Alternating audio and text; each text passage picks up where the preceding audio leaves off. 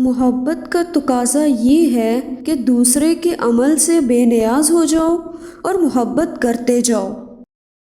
یہاں دنیا میں ٹھہرنے کی بجائے نکلنے کی خواہش پیدا ہو جائے تو سکون مل جائے گا۔ مخلص بندہ کبھی ظاہر نہیں کرتا کہ میں مخلص ہو گیا ہوں۔ آپ خوشبو بند نہ کرو، خوشبو جاری رہے، کیونکہ آپ کا کام خوشبو دینا ہے۔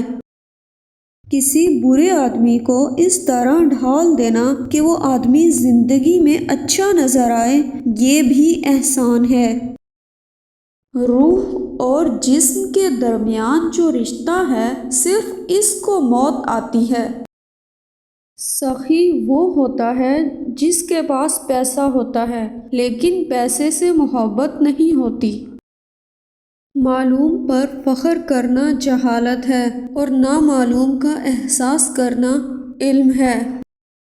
باطن کے شعور کا مطلب یہ ہے کہ وجود اور وجود کی اہمیت کو دریافت کیا جائے۔ جو اہل باطن ہوتے ہیں وہ یہ کہتے ہیں کہ ہر چیز اللہ کی مرضی کے مطابق ہو رہی ہے۔